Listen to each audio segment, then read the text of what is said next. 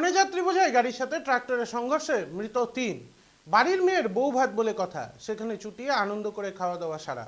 সবার মন দারুণ খুশি, কিন্তু সেই আনন্দই যে কয়েক মুহূর্তে এতটা বদলে যেতে পারে তা কেই বা জানতো। বৃহস্পতিবার রাত 10টা নাগাদ ময়নাগুড়ি থেকে মালবাজার গামী 31 নম্বর জাতীয় সড়কে সিঙ্গিমারি কালী থান এলাকায় বৌভাত ফেরত কনে যাত্রীর বাসের সাথে আলু বোঝাই ট্রাক্টরের মুখোমুখি সংঘর্ষের ঘটনায় মৃত্যু হয় ৩ জনের। মৃতরা হলেন আবু তালেব, সাবিনা খাতুন এবং বাসের চালক মোহাম্মদ নজরুল। মৃত আবু তালেবের বাড়ি ক্রান্তি এলাকায়, বাকি মৃত দুজনের বাড়ি ময়নাগুড়িতে। ঘটনায় আহত হয়েছেন 46 জন বাস যাত্রী। আহতদের মধ্যে বেশিরভাগই শিশু এবং মহিলা রয়েছেন।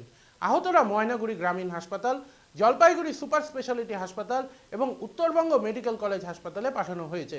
দুর্ঘটনার কারণ খতিয়ে দেখতে ইতিমধ্যে ময়নাগুড়ি থানার তরফ থেকে বিশেষ তদন্তকারী দল গঠন করা হয়েছে। ঘটনার পর দীর্ঘ সময় ধরে জাতীয় সড়কে যান চলাচল বন্ধ থাকে। দুর্ঘটনার পর কোনেবাড়ির যাত্রী বোঝাই বাসটি রাস্তার পাশে উল্টে যায়। দুর্ঘটনার পর স্থানীয় বাসিন্দারা প্রথমে উদ্ধার কাজে হাত লাগায়, পরে ময়নাগুড়ি দমকল এবং পুলিশ উদ্ধার কাজে হাত লাগায়। ঘটনার খবর পেয়ে হাসপাতালে ছুটে আসেন ময়নাগুড়ি বিধানসভার তৃণমূল প্রার্থী মনোজ রায়। আহতদের চিকিৎসার ব্যবস্থা করেন তিনি। পরে হাসপাতালে আসেন ময়নাগুড়ির বিডিও শুভ্র নন্দী, ময়নাগুড়ি থানার আইসি ভূষণ ছেত্রী সহ অন্যান্যরা।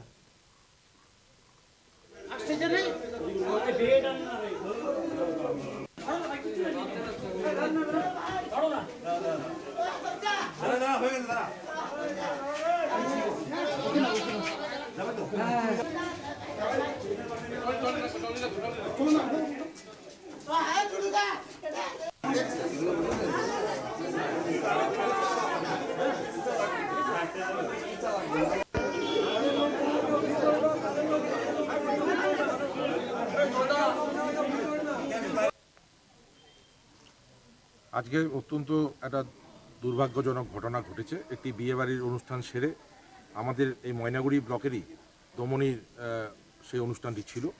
তারা যখন বাড়ি ফিরছিল, ময়নাগুড়ি কলেজের সংলগ্ন এলাকা, সেখানে এই অ্যাক্সিডেন্ট একটা ঘটে। একটা আলুর ট্রলি হঠাৎ করে রাস্তায় আসবার ফলে বাসটি নিয়ন্ত্রণ হারিয়ে ফেলে এবং উল্টে যায়। এখানে প্রচুর, প্রায় বলতে গেলে বাসের যারা যাত্রী ছিল প্রত্যেকেই ইনজিওর্ড হয়েছে। তাদেরকে হাসপাতালে এলাকার যুবকেরা অত্যন্ত ভালো কাজ করেছে এবং ফায়ার স্টেশনের যারা কর্মচারী তারাও যথেষ্ট, এবং সঙ্গে পুলিশও যথেষ্ট হেল্প করেছে। অতি দ্রুত তারা ময়নাগুড়ি হাসপাতালে সেই পেশেন্টগুলোকে নিয়ে আসছে এবং স্পটেই একজন মারা গেছে, তাকেও নিয়ে আসা হয়েছে। এবং হাসপাতালের যারা স্বাস্থ্যকর্মী তারা দুর্ধর্ষ কাজ করছে এবং 8-10 জন পেশেন্টকে, এখনও ঠিক এক্সাক্ট ফিগারটা পাওয়া যাচ্ছে না, তাদেরকে জলপাইগুড়িতে রেফার করা হয়েছে এবং জলপাইগুড়িতে একজন মহিলা সেখানে এক্সপায়ার করেছে, এই অবস্থায় আছে।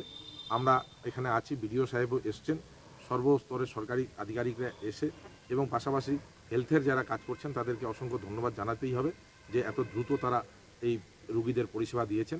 এবং আমরা আমাদের এমআইসি মাননীয় মন্ত্রী গৌতম দেবের সঙ্গে যোগাযোগ করেছি। তিনিও বিভিন্ন হসপিটাল থেকে শুরু করে সরকারি স্তরে সহযোগিতা করবার জন্য যা যা ব্যবস্থা করেছেন।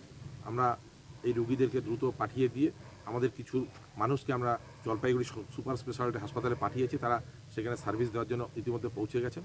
সৈকত চ্যাটার্জি, দুলাল দেবনাথ থেকে শুরু করে এরাও হাসপাতালে রয়েছেন, জলপাইগুড়ি সুপার স্পেশালিটি হাসপাতালে। এবং আমরাও এখানে আমাদের সমস্ত যারা পদাধিকারী, পঞ্চায়েত সমিতি দলীয় সকলে মিলে এখানে আছি। এখানে যতক্ষণ না এর রেফারের সমস্যাটা মিটছে এবং বাকিদেরকে বাড়ি পাঠানো যাচ্ছে, ততক্ষণ যত রাতই হোক না কেন আমরা এখানে থেকে এই কাজগুলো আমরা করব। আমি একটা জিনিস লক্ষ্য করলাম যে আজও মানুষ মানবিক, প্রচুর ছেলে যারা এই কাজটা করলো, সত্যি আমরা আপ্লুত যে তারা এভাবে, সেই ছেলেগুলো এভাবে কাজটা করলো, পেশেন্টদেরকে সহযোগিতা করতে পারলো। তাই আমি দেখেছি তার সঙ্গে সাংবাদিক বন্ধুরা হাত লাগিয়েছে।